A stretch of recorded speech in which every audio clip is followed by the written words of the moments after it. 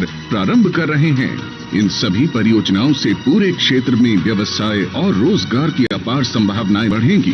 वनवासी बाहुल्य क्षेत्र के लोगों, छात्रों एवं मरीजों की किफायती और तेज परिवहन के साथ अच्छे उच्च शिक्षण संस्थाओं और अस्पतालों तक पहुंच आसान होगी। स्टील प्लांट और खदानों से लौह अयस्क और कोयले को देश के हर कोने तक पहुंच मिलेगी। भारत सरकार के प्रयासों से अमृत काल में छत्तीसगढ़ आर्थिक और सामाजिक संपन्नता की ओर तेजी से अग्रसर होगा।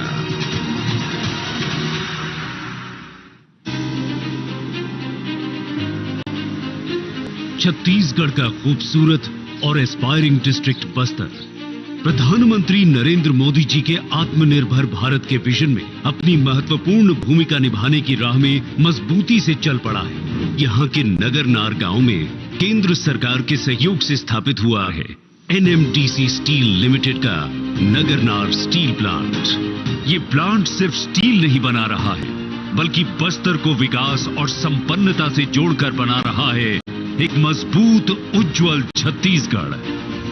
देश की इस विकास यात्रा में स्टील इंडस्ट्री की भूमिका और सशक्त होने वाली है, क्योंकि जब देश में स्टील सेक्टर मजबूत होता है तो इंफ्रास्ट्रक्चर सेक्टर मजबूत होता है।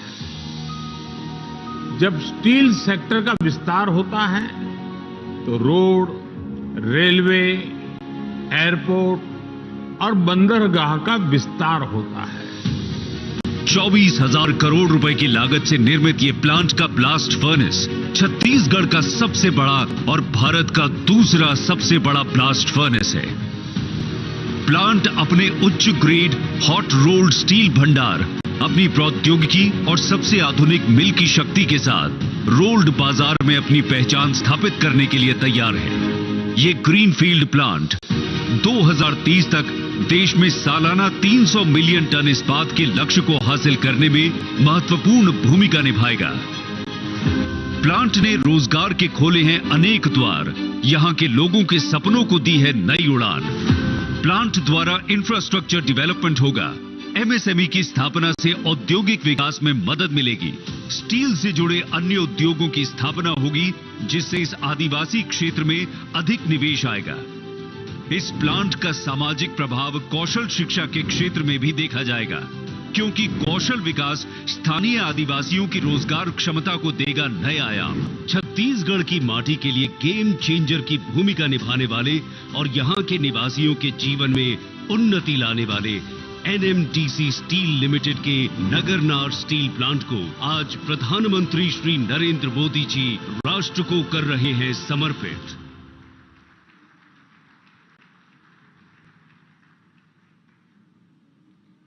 देवियों और सज्जनों, इन्हीं नए सड़कों से गुजरकर छत्तीसगढ़ सफलता के श्रेष्ठतम शिखर पर पहुंचेगा। ये नई रेल सेवाएं छोटे शहरों को बड़े शहरों से जोड़ेंगी और सबको बड़ा सपना दिखाने के लिए प्रोत्साहित करेंगी। और ये नया स्टील प्लांट रोजगार के नए माध्यम लेकर आएगा। ये छत्तीसगढ़ की पावन भूमि, जो अपनी संस्कृति, कला, सीधे साधे मेहनती लोगों के लिए प्रसिद्ध है, इसके सामाजिक, आर्थिक, सांस्कृतिक विकास का नया सूर्योदय आज हो रहा है। फिर एक बार अभिनंदन की एक बड़ी सारी ताली चाहूंगी माननीय प्रधानमंत्री जी श्री नरेंद्र मोदी के लिए। देवियों और सज्जनों, आज ताड़ोखी रायपुर रेल सेवा का भी शुभारंभ होने जा रहा है। हमारी माननीय प्रधानमंत्री जी से अनुरोध है कि वे हरी झंडी दिखाकर इस रेल सेवा का शुभ आरंभ करें। माननीय प्रधानमंत्री जी।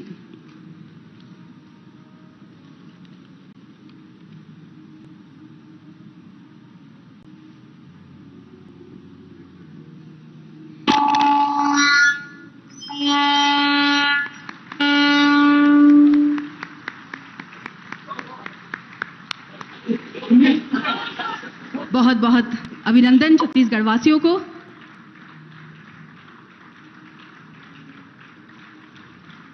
शुरुआत हो चुकी है इस ट्रेन सेवा की ताड़ोखी से रायपुर। बहुत बहुत धन्यवाद माननीय प्रधानमंत्री जी।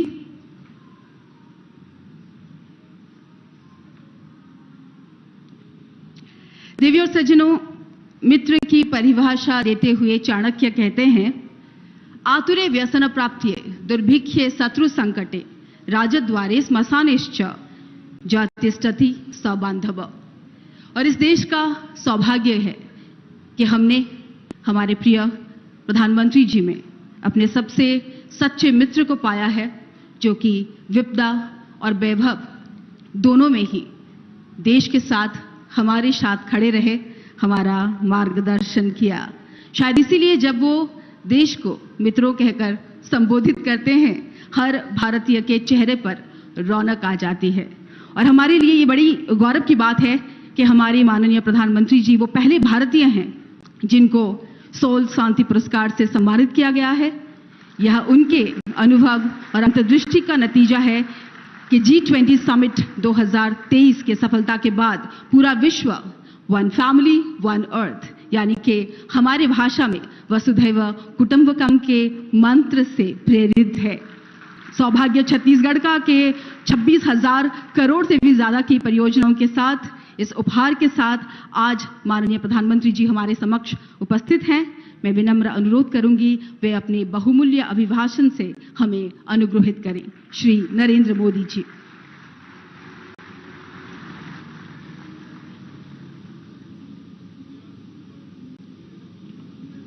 जय जोहार। छत्तीसगढ़ के राज्यपाल श्रीमान विश्वभूषण हरिचंदन जी, हमारे लोकप्रिय संसद के मेरे दोनों साथी और प्रदेश के विधायक, सांसदगण, जिला परिषद, तालुका परिषद के प्रतिनिधि, देवी और सज्जनों, विकसित भारत का सपना तब सिद्ध होगा जब हर प्रदेश, हर जिला, हर गांव विकसित हो। इस संकल्प को शक्ति देने के लिए आज यहां लगभग 27,000 करोड़ रुपए की योजनाओं का शिलान्यास और लोकार्पण हुआ है। मैं आप सभी को, छत्तीसगढ़ की जनता को बहुत बहुत बधाई देता हूं। मेरे परिवारजनों, विकसित भारत के लिए फिजिकल, डिजिटल और सोशल इंफ्रास्ट्रक्चर भी भविष्य की जरूरतों के हिसाब से होना चाहिए। यही वजह है हमारी सरकार ने पिछले 9 वर्षों में इंफ्रास्ट्रक्चर पर होने वाले खर्च को बढ़ाकर इस साल 10 लाख करोड़ रुपए कर दिया है। ये पहले के मुकाबले 6 गुना ज्यादा है। साथियों, ये जो आज देश में rail, road, airport, power project, गाड़ियां, गरीबों के घर, स्कूल, कॉलेज, अस्पताल बन रहे हैं, इन सब में स्टील का बहुत बड़ा महत्व है। स्टील निर्माण में भारत आत्मनिर्भर हो, इसके लिए बीते 9 वर्षों में अनेक कदम उठाए गए हैं। एक बड़ा स्टील निर्माता राज्य होने के कारण छत्तीसगढ़ को इसका बहुत लाभ मिल रहा है। छत्तीसगढ़ की इसी भूमिका को विस्तार देते हुए आज नगरनार में भारत के सबसे आधुनिक स्टील प्लांट में से एक का लोकार्पण हुआ है। यहां बनने वाला स्टील भारत के ऑटोमोबाइल, इंजीनियरिंग और तेजी से बढ़ते डिफेंस मैन्युफैक्चरिंग सेक्टर को बहुत काम आने वाला है, नई ऊर्जा देने वाला है। यानी बस्तर में जो स्टील बनेगा उससे हमारी सेना भी सशक्त होगी और रक्षा निर्यात में भी भारत का डंका बजेगा। इस स्टील प्लांट के कारण बस्तर सहित आसपास के इलाकों के करीब करीब 50,000 नौजवानों को रोजगार मिलेगा। केंद्र सरकार बस्तर जैसे हमारे आकांक्षी जिलों के विकास को जिस प्रकार प्राथमिकता दे रही है, उस मिशन को भी ये स्टील प्लांट नई गति देगा। मैं इसके लिए बस्तर के, छत्तीसगढ़ के नौजवानों को बहुत बहुत बधाई देता हूं। साथियों, बीते 9 वर्षों में केंद्र सरकार का विशेष फोकस कनेक्टिविटी पर रहा है। छत्तीसगढ़ को भी इकोनॉमिक कॉरिडोर्स और आधुनिक हाईवे मिले हैं। 2014 से पहले की तुलना में छत्तीसगढ़ का रेल बजट करीब करीब 20 गुना बढ़ाया गया है। आज राज्य में रेलवे की कई बड़ी परियोजनाएं चल रही है। आजादी के इतने वर्षों में भी अब तक छत्तीसगढ़ के ताड़ोकी को रेलवे के नक्शे में जगह नहीं मिली थी। आज ताड़ोकी को नई रेल लाइन की सौगात मिल रही है। इससे आदिवासी साथियों को सुविधा भी मिलेगी और खेती किसानी से लेकर वन उत्पादों का परिवहन भी आसान हो जाएगा। रायपुर अंतागढ़ डेमू ट्रेन से अब ताड़ोकी भी जुड़ चुका है। इससे राजधानी रायपुर आना जाना आसान हो जाएगा। जगदलपुर दंतेवाड़ा रेल लाइन दोहरीकरण प्रोजेक्ट से आवाजाही भी आसान होगी और उद्योगों की लॉजिस्टिक कॉस्ट भी कम होगी।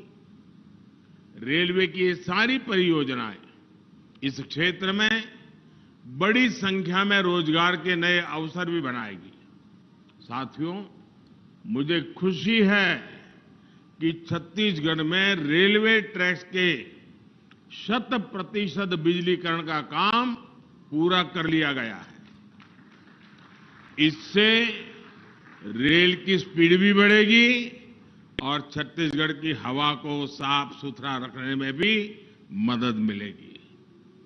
छत्तीसगढ़ में रेल नेटवर्क के पूरी तरह बिजलीकरण के बाद राज्य में वंदे भारत एक्सप्रेस का भी संचालन किया जा रहा है।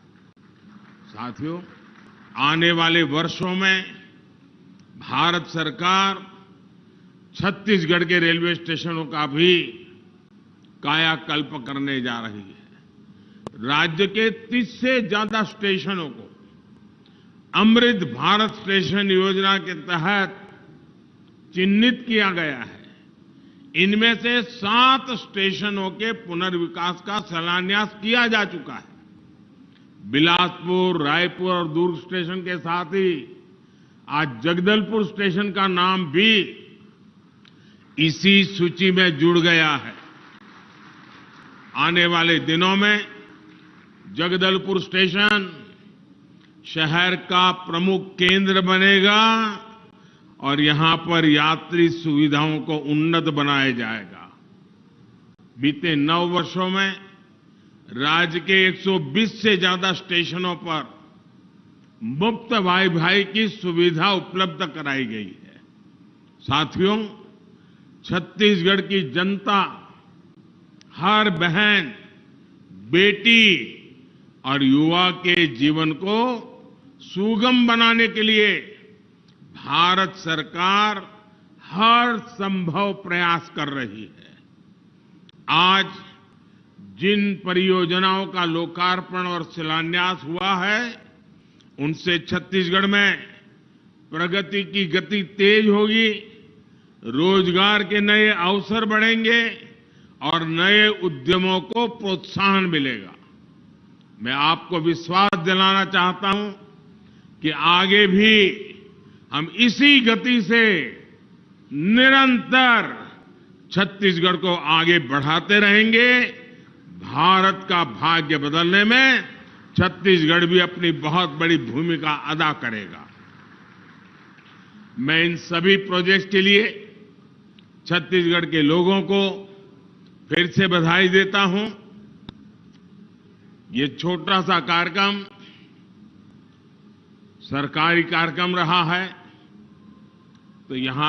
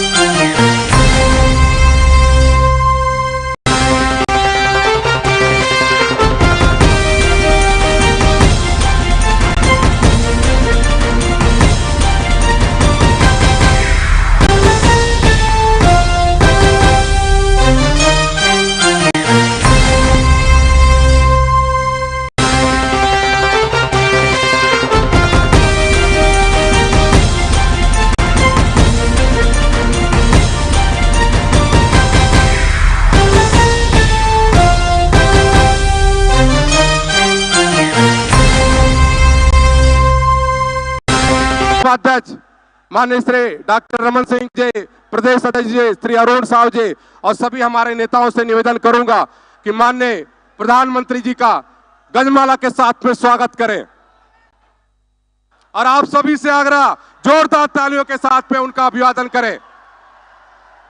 मोदी मोदी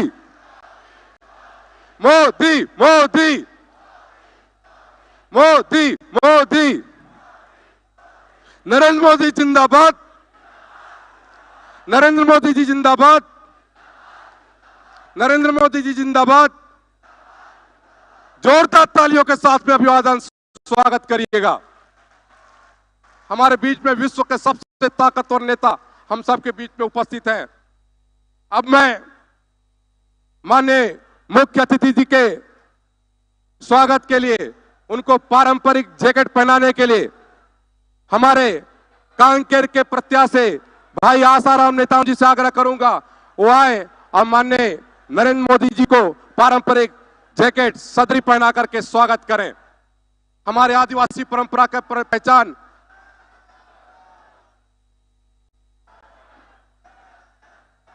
मोदी मोदी मोदी, नरेंद्र मोदी जिंदाबाद, नरेंद्र मोदी जी जिंदाबाद। मैं इसके पश्चात मनीराम कश्यप जी से आग्रह करूंगा कि गौर सिंह पहना करके हमारे माननीय मुख्य अतिथि जी का स्वागत करें। मनीराम कश्यप जी, जोरदार तालियों के साथ में अभिवादन स्वागत करिएगा। हमारे बीच में विश्व के सबसे ताकतवर नेता हम सबके बीच में उपस्थित हैं। अब मैं माननीय मुख्य अतिथि जी के स्वागत के लिए, उनको पारंपरिक जैकेट पहनाने के लिए हमारे कांकेर के प्रत्याशी भाई आसाराम नेताओं जी से आग्रह करूंगा वो आए और माननीय नरेंद्र मोदी जी को पारंपरिक जैकेट सदरी पहना करके स्वागत करें। हमारे आदिवासी परंपरा का पहचान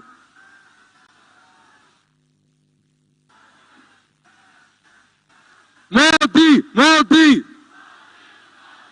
मोदी, नरेंद्र मोदी जिंदाबाद, नरेंद्र मोदी जी जिंदाबाद। मैं इसके पश्चात मनीराम कश्यप जी से आग्रह करूंगा कि गौर सिंह पहना करके हमारे माननीय मुख्य अतिथि जी का स्वागत करें। मनीराम कश्यप जी, और आप सभी से आग्रह जोरदार तालियों के साथ में अभिवादन करें।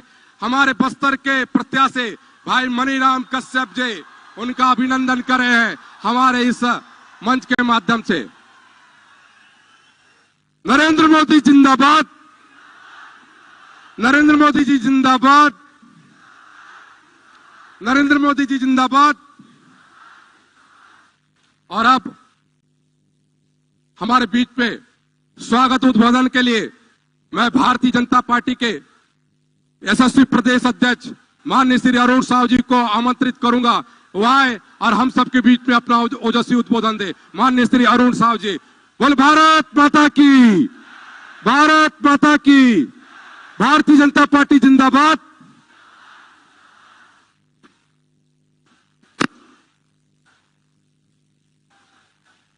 बोलो दंतेश्वरी मैया,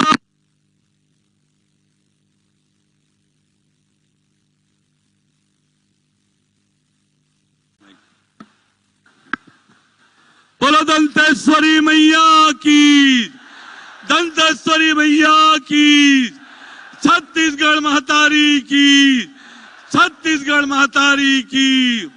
अरे ओ नहीं सही वो, अरे ओ नहीं सही वो, ओ नहीं सही वो। भारतीय जनता पार्टी जिंदाबाद, भारतीय जनता पार्टी जिंदाबाद, नरेंद्र मोदी जिंदाबाद, नरेंद्र मोदी जिंदाबाद। आज के ये परिवर्तन महासंकल्प रैली में बस्तर से आए हुए सभी भाई बहनों को राम राम, जय जोहार। नन्न दंतेश्वरी आयन मोड़ कतान, निकिन जमै तोरकिन, राम राम, जय श्री राम। विश्व के सबसे बड़े लोकतंत्र, विश्व के सबसे लोकप्रिय नेता, देश के जननायक, यशस्वी प्रधानमंत्री माननीय नरेंद्र मोदी जी का मां दंतेश्वरी की पावन धरा, बूढ़ा देव की धरती, दंडकारण्य की सब पवित्र भूमि, जहां के कण कण में हमारे भाचा श्री रामचंद्र जी के चरण रज बिखरे हैं। हम अपने नेता जननायक नरेंद्र मोदी जी का स्वागत और अभिनंदन करते हैं, राम राम, जय जोहार करते हैं। ये हमारा बस्तर भोले भाले अच्छे इंसानों का ये क्षेत्र है और आज इस क्षेत्र में अपने जननायक को पाकर पूरा बस्तर और छत्तीसगढ़ आनंदित है, प्रसन्न है। ये छत्तीसगढ़ को, बस्तर को प्रधानमंत्री माननीय नरेंद्र मोदी जी कितना प्यार करते हैं, कितना लगाव रखते हैं, ये इस बात से साबित होता है कि दुनिया की सबसे बड़ी स्वास्थ्य योजना आयुष्मान भारत योजना की शुरुआत के लिए उन्होंने बस्तर को चुना था। ये बस्तर के प्रति उनकी प्रेम को दर्शाता है। आज एक आदिवासी समाज की बेटी श्रीमती द्रौपदी मुर्मू को उन्होंने राष्ट्रपति के पद पर बिठाया। ये आदिवासी समाज के प्रति उनके प्रेम को दर्शाता है। आज जिस प्रकार से वर्षों से महाराज समाज के लोग अपने संवैधानिक अधिकारों से वंचित थे, उनको अधिकार दिलाने वाले जननायक आदरणीय प्रधानमंत्री माननीय नरेंद्र मोदी जी का आज बस्तर में आगमन हुआ है।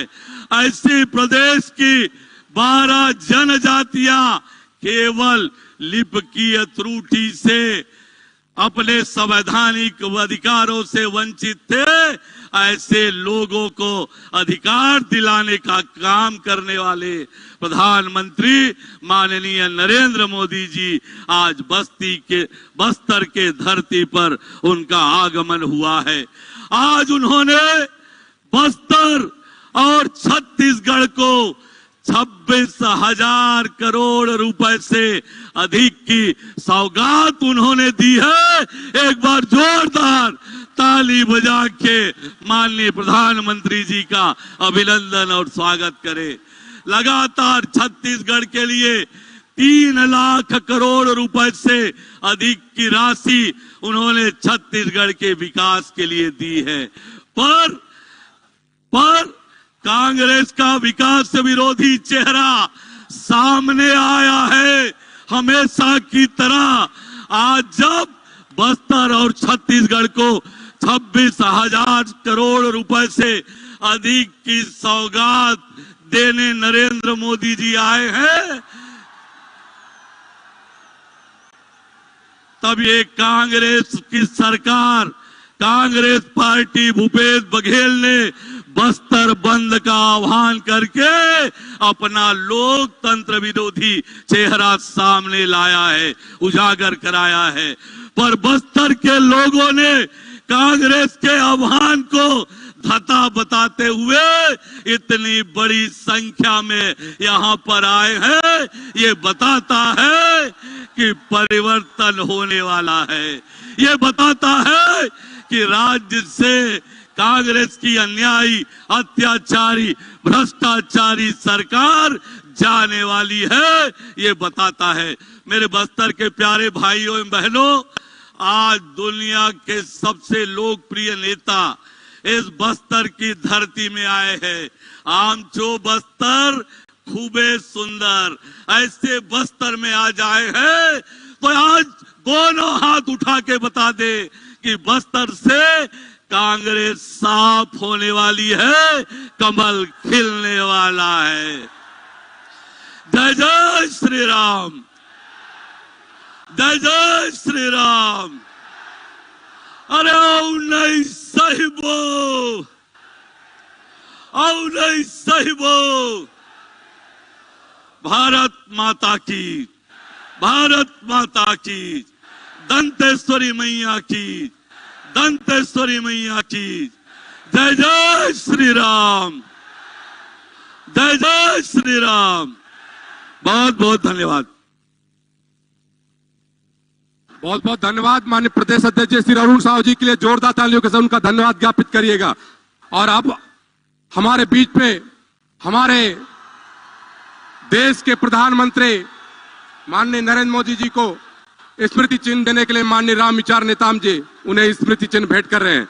और हमारे बीच में हमारे देश के यशस्वी प्रधानमंत्री जिन्होंने हमारे छत्तीसगढ़ का एक एक दाना धान खरीदा है, जिन्होंने 40 करोड़ लोगों को आयुष्मान योजना दी है, जिन्होंने 12 करोड़ महिलाओं को गैस कनेक्शन देने वाले विश्व के सबसे ताकतवर नेता माननीय नरेंद्र मोदी जी हम सबके बीच में उपस्थित हैं। मैं माननीय नरेंद्र मोदी जी जिनको सुनने के लिए हम सभी उत्सुक हैं, मैं उनसे निवेदन करता हूं कि वो आए और हम सबको संबोधित करने के लिए। नरेंद्र मोदी जी जिंदाबाद,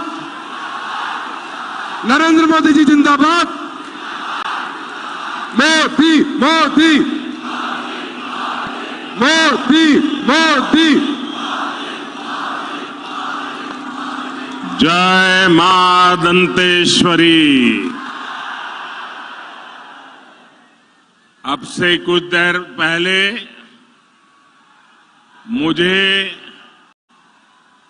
दंतेश्वरी माता मंदिर में देवी का दर्शन करना और मां के आशीर्वाद लेने का सौभाग्य मिला। मैं महाराजा प्रवीर चंद्र भदेव जी को भी पुनः अपने श्रद्धा सुमन अर्पित करता हूं। मैं जब भी बस्तर आया हूं, जगदलपुर आया हूं, आप सभी साथियों ने हर बार इतना प्यार दिया है, इतना प्यार दिया है, इतने आशीर्वाद दिए हैं।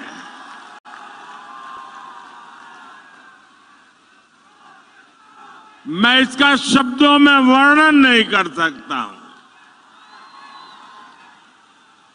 और जब भी बस्तर की धरती पे आना हो जाए और बलिराम कश्यप जी की याद ना आए, ये कभी हो नहीं सकता। अगर सच्चे अर्थ में बस्तर को समझना, क्योंकि मैं यहां संगठन का काम करता था,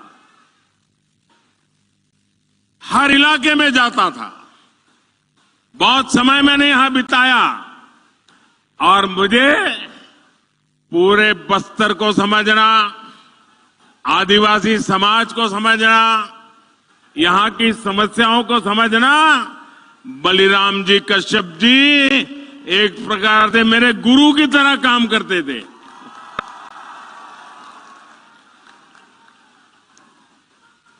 साथियों, मेरा निरंतर प्रयास है कि आपके इस आशीर्वाद को यहां का विकास करके लौटाऊं, दिन रात परिश्रम करके, आपकी सेवा करके ये कर्ज मैं चुका सकूं। मेरे परिवारजनों, कांग्रेस ने सिर्फ 5 वर्ष में छत्तीसगढ़ की जो हालत कर दी है, उसे पूरा देश देख रहा है। कांग्रेस के विधायकों और मंत्रियों ने जो कारनामे यहां किए हैं, उससे हर कोई त्रस्त है।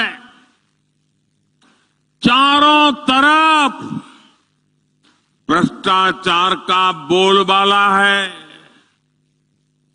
छत्तीसगढ़ में अपराध चरम पर है। हत्याओं के मामले में छत्तीसगढ़ अग्रणी राज्यों में पहुंच चुका है।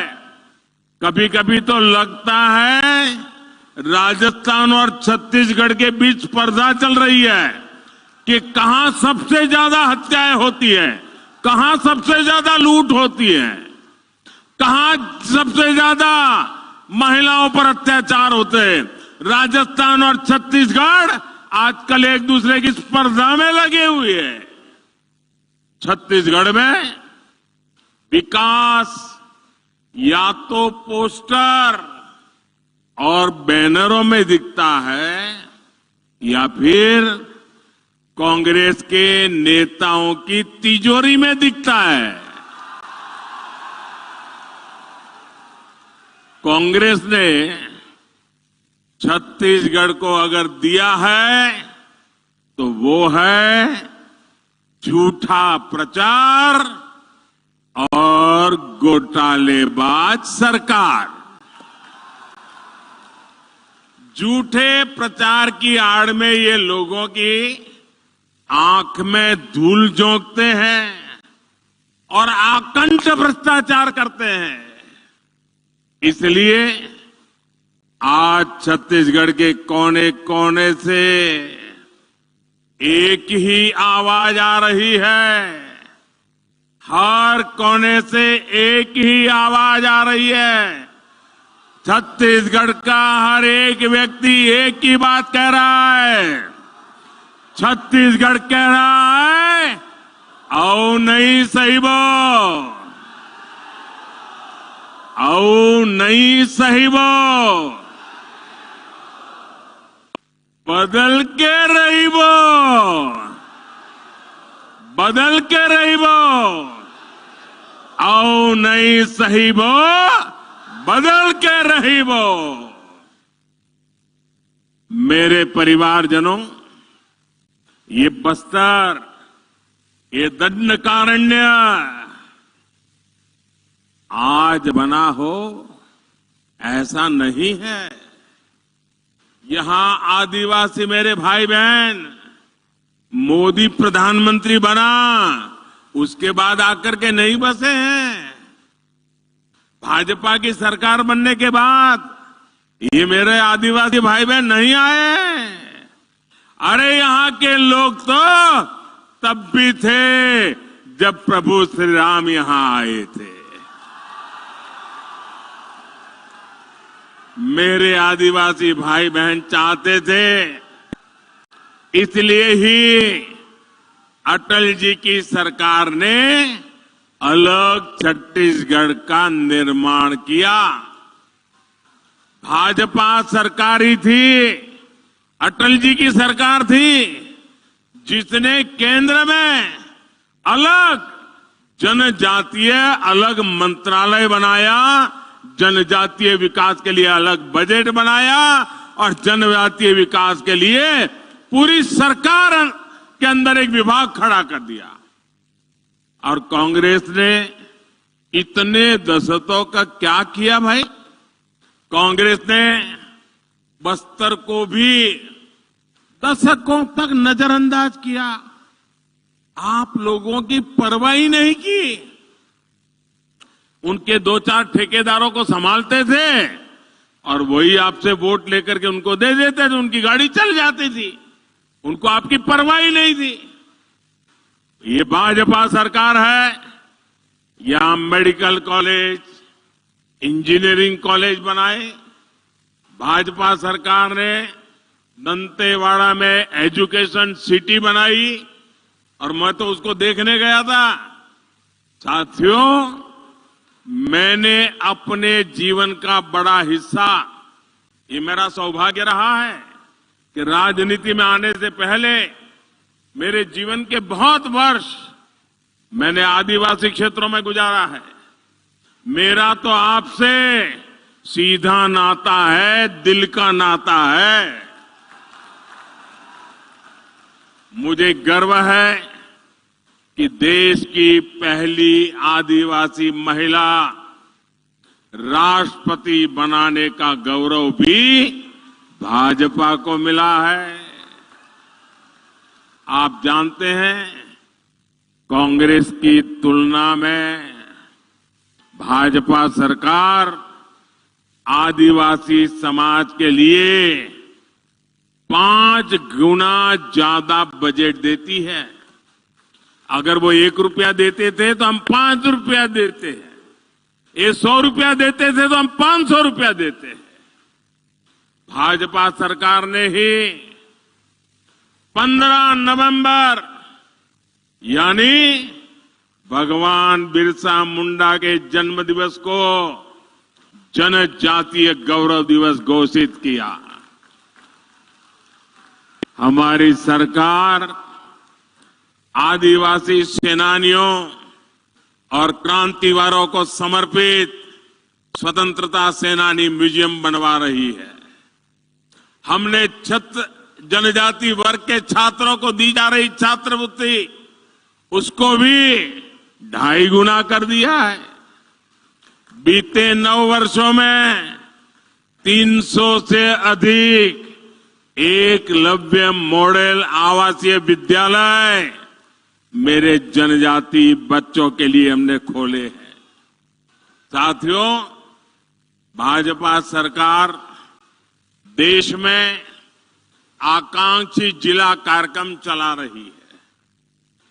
बस्तर संभाग के भी अनेक जिले ये आकांक्षी जिलों में शामिल है। अब तो हम उससे भी आगे बढ़कर के जिले से निकल के जाकर के आकांक्षी ब्लॉक्स की पहचान कर रहे हैं।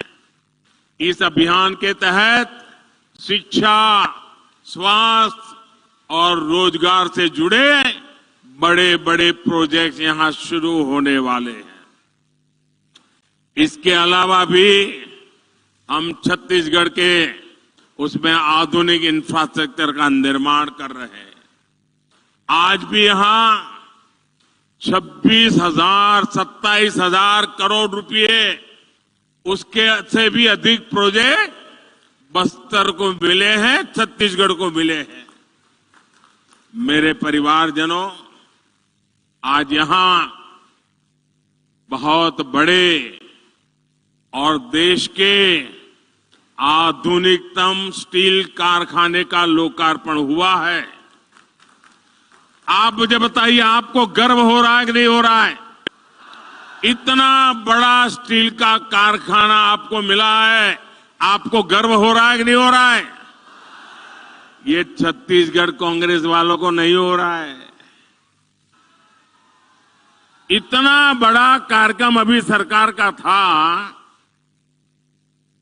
छत्तीसगढ़ सरकार का एक भी मंत्री भी नहीं आया, मुख्यमंत्री भी नहीं, उप मुख्यमंत्री भी नहीं। आप कहिए भैया, आपकी भलाई के काम में ये सरकार ने आना चाहिए कि नहीं आना चाहिए? आना चाहिए कि नहीं आना चाहिए? ये आपका अगर भला चाहते हैं तो वहां आकर के बैठना चाहिए कि नहीं बैठना चाहिए? नहीं आते हैं। इसके दो कारण हैं। एक, उनको सरकार जाने की इतनी चिंता है कि उनके पास यहां आने के लिए समय ही नहीं है, सरकार बचाने में लगे हैं। और दूसरा कारण है, ये मोदी है। अगर मोदी के सामने जाना है तो कोई आकंठ भ्रष्टाचारी मोदी से आंख नहीं मिला सकता है, और इसलिए वो आने से डरते हैं, भाग जाते हैं। मेरे साथियों,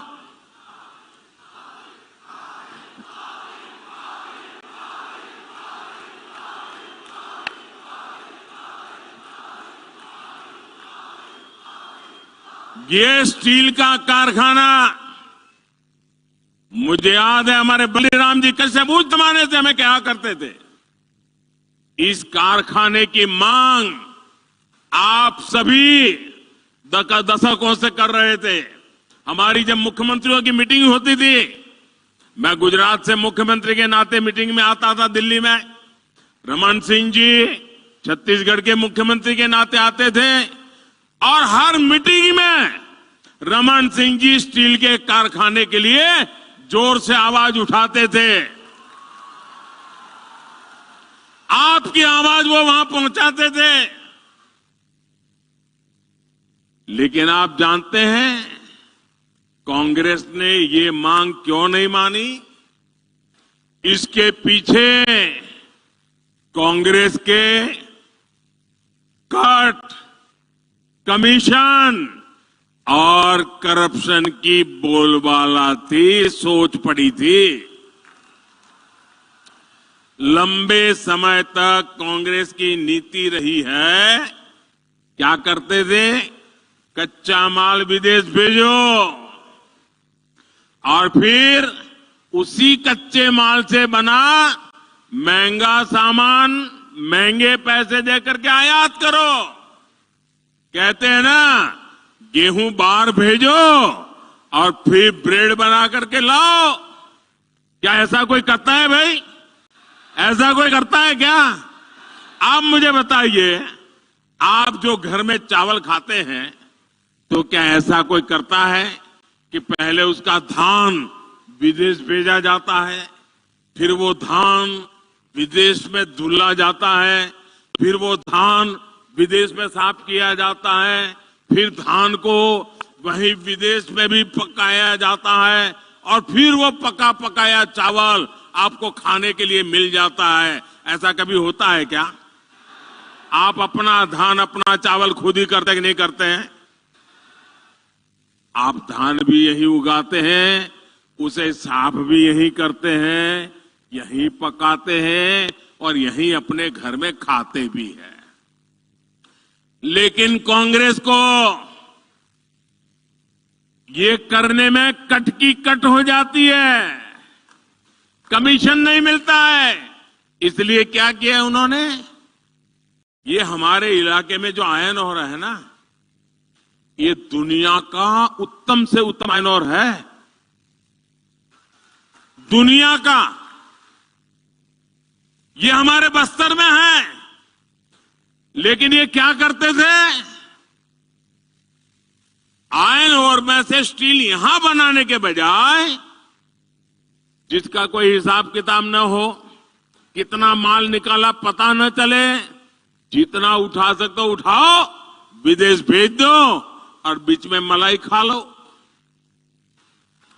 कोई भी सरकार होती तो उसकी प्राथमिकता होती कि यहां बस्तर में ही स्टील का कारखाना लगाए। लेकिन कांग्रेस ने यहां से कच्चा माल निकाला और फिर कच्चा माल ही विदेश भेज दिया। इसमें कांग्रेस के नेताओं ने कमाया, यहां के नौजवानों को कुछ नहीं मिला। बस्तर के नौजवान मजदूरी करने के लिए दूसरे राज्यों में जाने के लिए मजबूर हो गए। लेकिन भाइयों बहनों, ये मोदी है, आपके बीच में पला बड़ा है, इसलिए आपका ही सोचता है। गरीब की चिंता, गरीब के हित, यही मोदी के दिमाग में भरा पड़ा रहता है।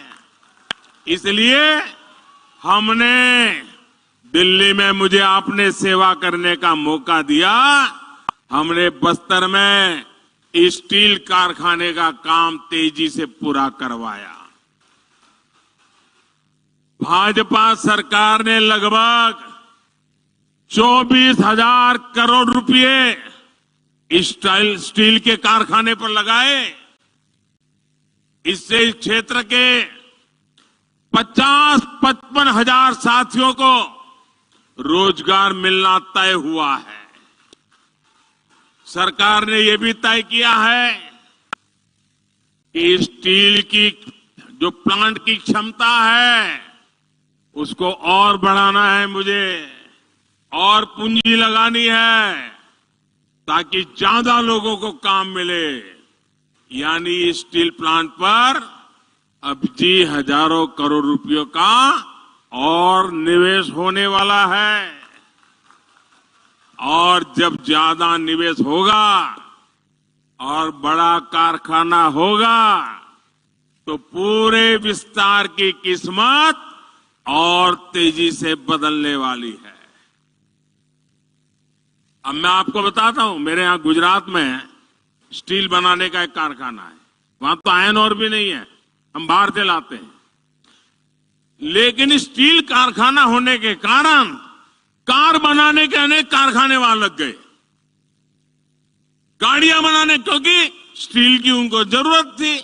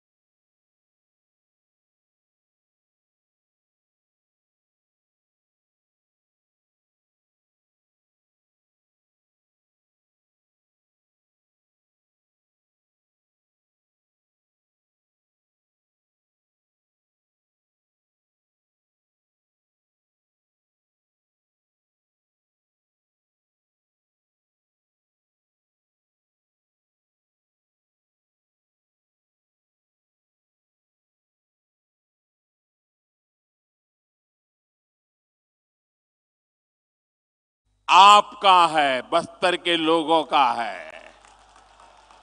स्टील प्लांट के मालिक मेरे बस्तर के लोग हैं, मेरे छत्तीसगढ़ के लोग हैं। मोदी इसका मालिक नहीं है, मोदी इसका मालिक नहीं है, और नहीं कोई दूसरा नेता, कोई कांग्रेसी को मैं इसका मालिक बनने देने वाला हूं। इस प्लांट के मालिक सिर्फ और सिर्फ बस्तर के मेरे भाई बहन है, ये हक आपका है, कोई आपका हक छीन नहीं सकता है। इस पर कांग्रेस के नेताओं को किसी भी हालत में कब्जा नहीं करने दिया जाएगा। उनको कटकी कंपनी, कमीशन कंपनी, भ्रष्टाचार, बेईमानी करने का मौका नहीं दिया जाएगा। आप मेरे साथ सहमत हैं? तो एक काम करिए, अपना मोबाइल फोन निकालिए और उसकी फ्लैश लाइट चालू कीजिए। मेरी इस बात के समर्थन में अपने मोबाइल की फ्लैश लाइट चालू करिए। शाबाश, देखिए, वाह, दूर दूर तक शाबाश। ये ताकत है। वाह, देखिए, ये मीडिया वाले आपकी फोटो निकाल रहे हैं। देखिए, ये समर्थन है, ये स्टील प्लांट के लिए समर्थन है। कैसा झूठ बोलते थे और ईमानदारी देखिए, ये सच्चाई यहां देखिए। बहुत बहुत धन्यवाद मेरे बस्तर के भाइयों बहनों।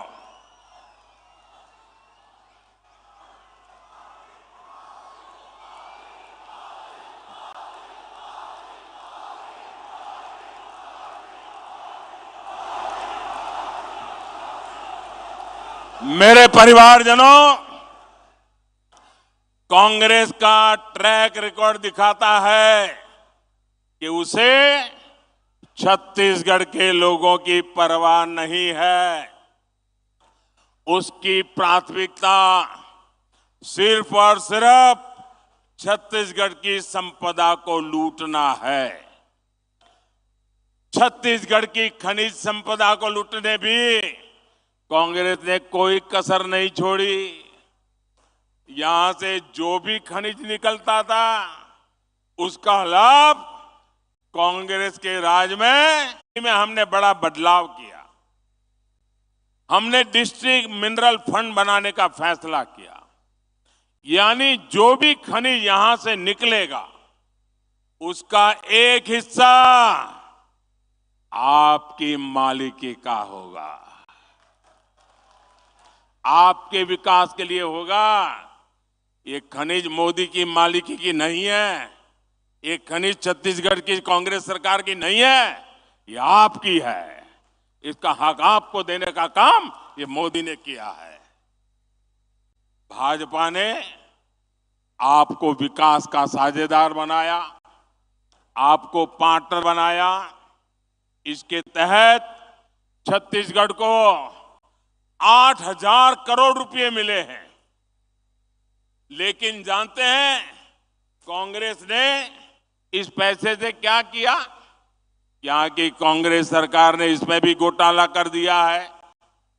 साथियों, आपकी वन उपज के साथ कांग्रेस ने क्या किया, ये भी आपने देखा है। वन उपज तो हमारे जनजातीय समाज के आर्थिक जीवन का बहुत बड़ा हिस्सा रहा है। लेकिन जब तक दिल्ली में कांग्रेस सरकार थी, तब तक ये लोग सिर्फ 10-12 वन उपजों पर ही एमएसपी देते थे। आज जो नौजवान हैं, उन्हें ये पता होना चाहिए कि उनके माता पिता, दादा दादी, नाना नानी को कांग्रेस ने नमक से ठगा है, नमक से ठगा है। ये आज के नौजवानों को मैं बताता हूं, चिरौंजी जैसे बहुमूल्य वन उत्पाद हमारे आदिवासी परिवार इकट्ठा करते थे, बोरा बोरा लेकर हाट बाजार पहुंचते थे। वहां उन्हें 2-4 किलो नमक देकर ही ठगा जाता था। आपके दादा दादी के साथ ये किया इन्होंने। ये तो भाजपा सरकार है कि जिसने राशन की दुकानों में मुफ्त में नमक देना शुरू किया, तब जाकर कांग्रेस का ये शोषण बंद हुआ। जो उत्पाद एमएसपी के दायरे में नहीं थे, उन्हें कांग्रेस के ठेकेदार ऐसे ही औने पौने दाम पर खरीदते थे, फिर ज्यादा मुनाफा पर बेच देते थे। आज भाजपा सरकार करीब करीब 90 वन उपज को एमएसपी के दायरे में ला चुकी है। कितनी कितनी 90 कितनी? पहले कितनी थी? 10-12।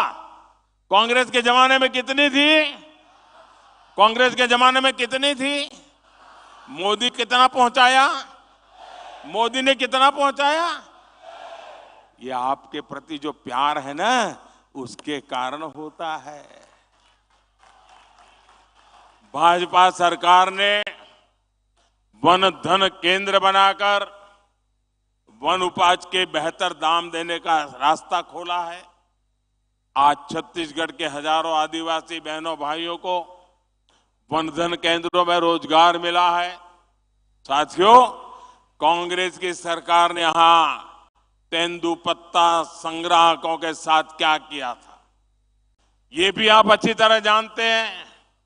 भाजपा सरकार ने तेंदुपत्ता के काम से जुड़े परिवारों के लिए जो भी कल्याणकारी कार्यक्रम बनाए थे, वो कांग्रेस ने बंद कर दिए।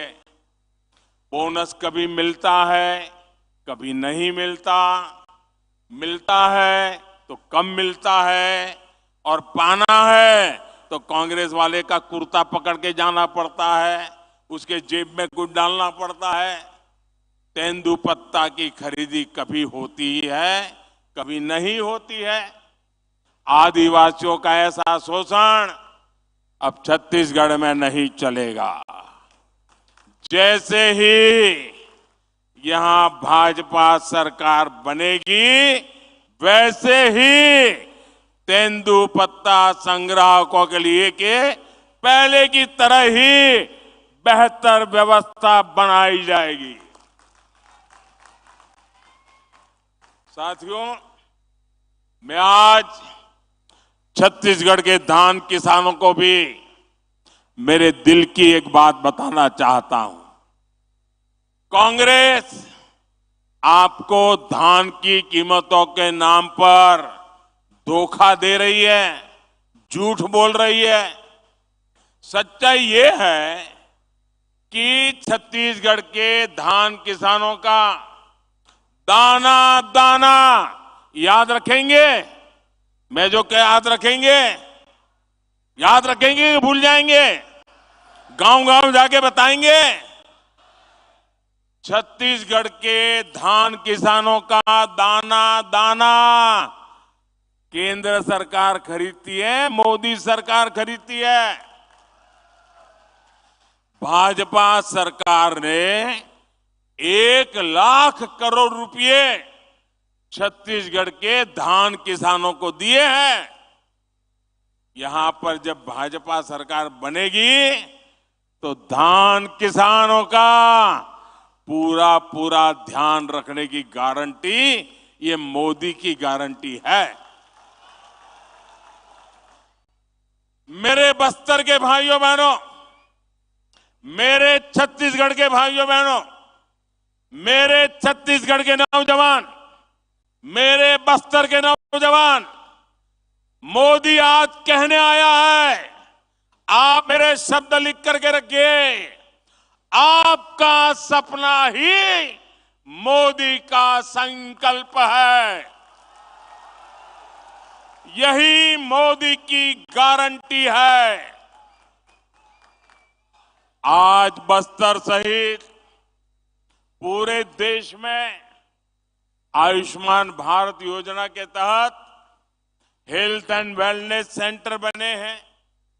मकसद ये है कि दूर सुदूर की मेरी आदिवासी बहनों को इलाज के लिए नजदीक ही सुविधा मिले। पूरे छत्तीसगढ़ में ऐसे लगभग 6,000 अस्पताल बनाए जा चुके हैं। इनमें से 1,000 से अधिक Ayushman health and wellness centre तो सिर्फ और सिर्फ ये मेरे बस्तर संभाग में है। मोदी ने ही आपके 5 लाख रुपए तक मुफ्त इलाज का प्रबंध किया। गरीब को मुफ्त राशन की व्यवस्था की, पक्के घर का इंतजाम किया, बिजली और पाइप से पानी का प्रबंध किया, आदिवासी परिवारों के बेटे बेटियों के स्वरोजगार के लिए सरकार विशेष स्टैंड अप इंडिया योजना चला रही है। साथियों, आज मैं बस्तर के, छत्तीसगढ़ के युवा साथियों को भी एक बात बताना चाहता हूं। जो पहली बार अपना वोट डालने जा रहे हैं, वो नौजवान मेरी बात सुनिए। आपको 2014 से पहले की घटनाओं के बारे में जानना जरूरी है। 2014 से पहले दिल्ली में जो सरकार थी ना, अखबारों में बड़े बड़े घोटाले छाए रहते थे। लाखों करोड़ों के घोटाले, यही खबरें होती थी और पूरी दुनिया में हमारे देश का नाम पूरी तरह बदनाम करके रखा था। 2014 में देश ने कांग्रेस की सरकार को उखाड़ फेंका और पूर्ण बहुमत की भाजपा सरकार दिल्ली में बनाई। आज घोटालों के बजाय दुनिया में भारत के गौरव की चर्चा होती है, भारत के सामर्थ्य की चर्चा होती है। आप मुझे बताइए, आज दुनिया में हिंदुस्तान का डंका बज रहा है कि नहीं बज रहा है? ऐसे नहीं, पूरी ताकत से बताएं, हिंदुस्तान का डंका बज रहा है कि नहीं बज रहा है? अमेरिका में हिंदुस्तान का डंका बज रहा है कि नहीं बज रहा है? यूरोप में हिंदुस्तान का डंका बज रहा है कि नहीं बज रहा है? जापान में हिंदुस्तान का डंका बज रहा है कि नहीं बज रहा है? सिंगापुर में हिंदुस्तान का डंका बज रहा है कि नहीं बज रहा है? आपको गौरव होता है कि नहीं होता है? आपका माथा ऊंचा होता है कि नहीं होता है? इसलिए मेरा युवा साथियों, आपको एक बात जरूर ध्यान रखनी है। आज देश के बहुत कम राज्यों में कांग्रेस की सरकारें बची हैं और एक बार जाती है ना, 25-25 साल तक वापस नहीं आती है। और इसलिए जब इनके पास सरकारें ही कम है तो लूट का माल कुछ ही जगह से लूटना पड़ता है। इसलिए जहां भी इनकी सरकार बनती है वो जम करके लूटते हैं।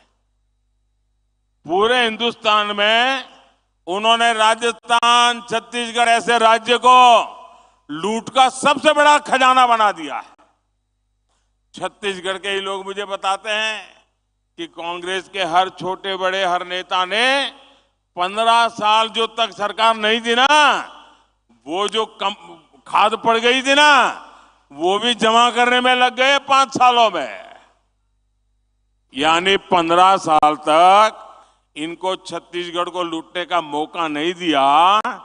अब वो सारी कसर भी अभी निकालना शुरू कर दिए हैं। अरे इन्होंने तो गौमाता के नाम पर भी भ्रष्टाचार किया है।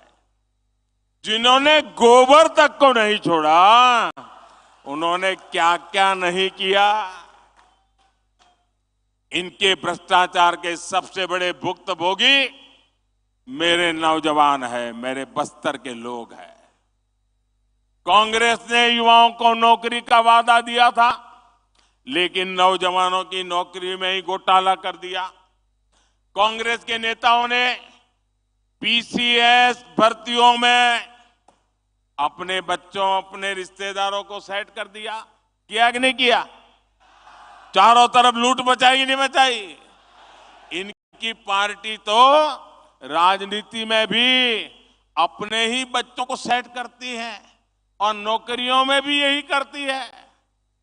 छत्तीसगढ़ के लाखों परिवारों, आदिवासी, पिछड़े परिवार के बच्चों से कांग्रेस ने नौकरियां छीन ली है, आपका अधिकार छीन लिया है।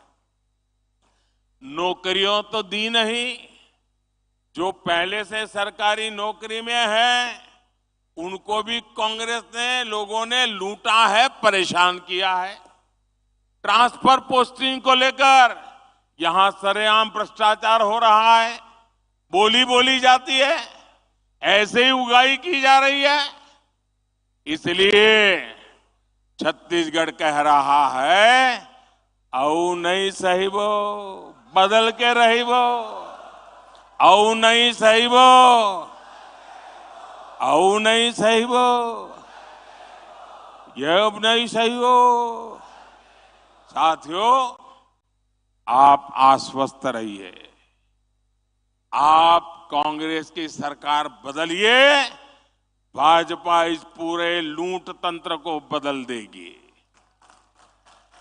ये कांग्रेस ने लोकतंत्र को लूट तंत्र बनाया है और प्रजातंत्र को परिवार तंत्र बना दिया है। भाजपा सरकार बनते ही पीसीएस घोटाले की जांच होगी। गुनहगार भी कितना ही ताकतवर हो, मोदी उसको जेल में डाल करके ही रहेगा। हर नौजवान, हर सरकारी कर्मचारी को पूरा न्याय मिलेगा। मेरे परिवारजनों, कल से कांग्रेस ने एक अलग लाभ अपना शुरू कर दिया है। ये कांग्रेस के नेता कहते हैं, जितनी आबादी उतना हक।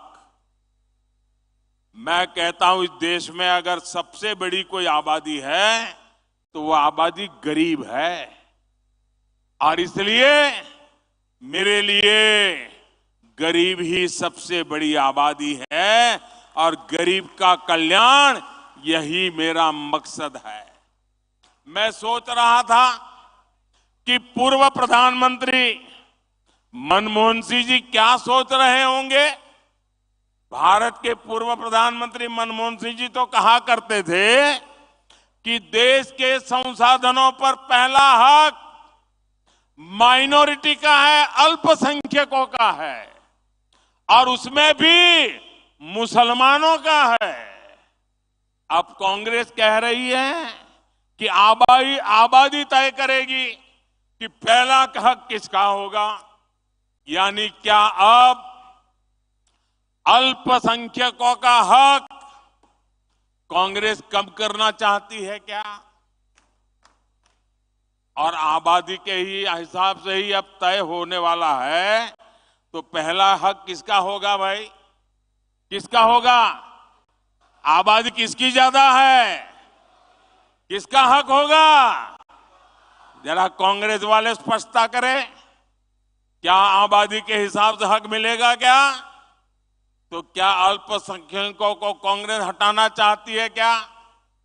तो क्या सबसे बड़ी आबादी वाले हिंदू अब आगे बढ़कर अपने सारे हक ले लें क्या?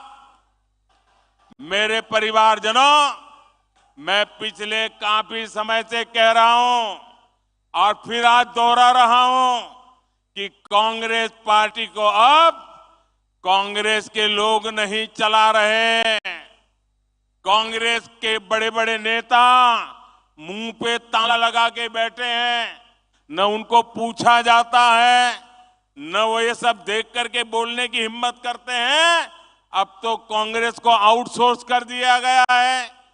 कांग्रेस को अब ऐसे लोग चला रहे हैं, पर्दे के पीछे लोग ऐसी कमाल कर रहे हैं, ऐसे खेल खेल रहे हैं जो देश विरोधी ताकतों से मिले हुए हैं।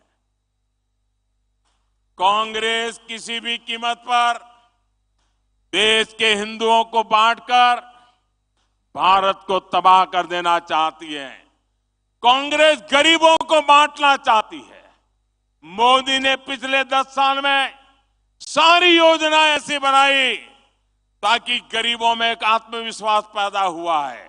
और मेरे लिए तो इस देश का गरीब यही सबसे बड़ी जाति है, यही सबसे बड़ी बिरादरी है। अगर गरीब का भला हो गया, देश का भला अपने आप हो जाएगा। आज तक कांग्रेस ने यह खुलासा नहीं किया है कि कांग्रेस ने एक दूसरे देश के साथ क्या गुप्त समझौता किया है। लेकिन देश देख रहा है, इस समझौते के बाद कांग्रेस और ज्यादा भारत की बुराई करने में मजा आने लगी है। भारत के अच्छी बातों को बुरी तरह पेश करने में मजा आ रही है। ऐसा लगता है जैसे उनका भारत का प्रेम ही कम होता जा रहा है। मैं सभी देशवासियों आपको आगाह करता हूं, कांग्रेस और उसके सहयोगियों की इस नई साजिश, हमें सतर्क रहना चाहिए। और अगर हक की बात करनी है तो मैं कहूंगा कि इस देश के संसाधनों पर पहला हक भारत के गरीब का है। गरीब चाहे वो दलित हो, गरीब चाहे वो पिछड़ा हो, गरीब चाहे आदिवासी हो, गरीब चाहे सामान्य वर्ग से हो, हमें सबसे बड़ी जाति मेरे लिए गरीब है। हमें गरीब की चिंता करनी है, हमें गरीब का जीवन बदलना है। कांग्रेस देश के लोगों में आपसी खाई बढ़ाना चाहती है, वैर भाव बढ़ाना चाहती है। इसलिए कांग्रेस अब पूरी नई भाषा बोलने लगी है। मेरे परिवारजनों, कांग्रेस के दशकों के शासन ने देश को सिर्फ गरीबी दी है। कांग्रेस ने समाज को जाति के आधार पर बांटने का ही काम किया है ताकि इनका वोट बैंक सुरक्षित रहे। कांग्रेस आज भी इसी काम में जुटी है। आज भी यहां छत्तीसगढ़ में अलग अलग समाज अपने हक के लिए आवाज उठा रहे हैं, लेकिन कांग्रेस की सरकार साजिश के तहत उन्हें जेल में डाल देती है, उनकी आवाज को दबाने में जुटी है। दूसरी तरफ भाजपा सरकार सामाजिक न्याय के लिए पूरी तरह समर्पित है। हाल में ही संसद में महरा समाज को एससी वर्ग का दर्जा दिया गया है। इस संसद में महरा समाज को का दर्जा सरकार ने पूरी की है। वर्षों तक अपने अधिकारों से वंचित रहे आवारा आदिवासी वर्गों को एसटी का दर्जा देकर भाजपा सरकार ने एक ऐतिहासिक निर्णय लिया है। यानी जिनकी सूद कांग्रेस ने कभी नहीं ली, उनको हक देने में भाजपा हमेशा आगे रही है। मोदी की गारंटी मतलब हर गारंटी पूरा होने की गारंटी। कांग्रेस ने महिलाओं को भी दशकों तक आरक्षण के बिना धोखे में रखा। नारी शक्ति वंदन अधिनियम, आदिवासी बेटी हमारी माननीय राष्ट्रपति द्रौपदी मुर्मू जी के हस्ताक्षर से कानून बन गया है। अब यहाँ के एससी एसटी समाज सहित सभी बहनों के लिए विधानसभा और लोकसभा में 33% सीटें आरक्षित हो गई है। इसलिए कांग्रेस के कुशासन को हटाना है और भाजपा के सुशासन को लाना है। इसलिए पूरे बस्तर को, जगदलपुर को, छत्तीसगढ़ को आज एक संकल्प लेना है। यहाँ कांग्रेस के कुशासन को हटाएंगे और भाजपा के सुशासन को लाएंगे। जब विकास का डबल इंजन यहाँ फिर लगेगा, यहाँ भाजपा का मुख्यमंत्री बनेगा, तो फिर से छत्तीसगढ़ विकास की नई रफ्तार पकड़ेगा। एक बार फिर इतनी बड़ी तादाद में आए, आपने आशीर्वाद दिए, मैं आपका हृदय से बहुत बहुत आभार व्यक्त करता हूं। बहुत बहुत धन्यवाद। दोनों हाथ ऊपर करके बोलिए भारत माता की, भारत माता की, भारत माता की। बहुत बहुत धन्यवाद।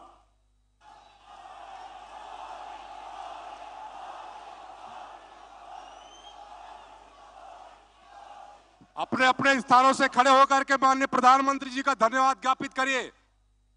माननीय प्रधानमंत्री जी ने हमारे बस्तर को 25,000 करोड़ की नगरनार स्टील प्लांट सौगात में दी है। हम सभी उनका आभार व्यक्त करते हैं। मैं सुश्री लता हुसैन जी से आग्रह करूंगा कि वो आए और आभार प्रदर्शन करें। नरेंद्र मोदी जिंदाबाद, नरेंद्र मोदी जिंदाबाद, मोदी मोदी मोदी मोदी।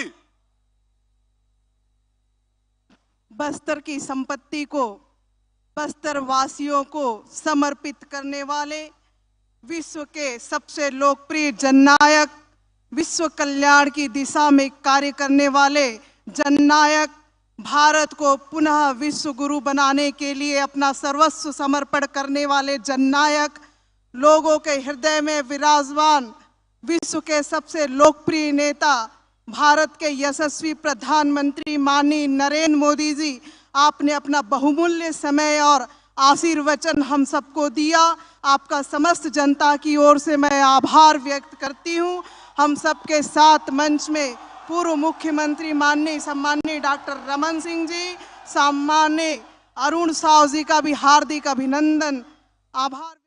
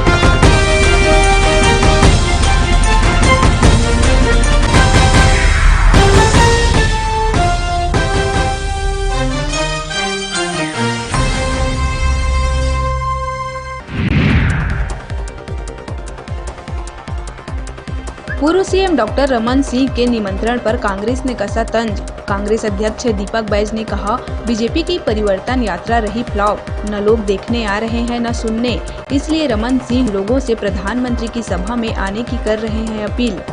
बैज ने कहा, छत्तीसगढ़ में कांग्रेस की सरकार तय।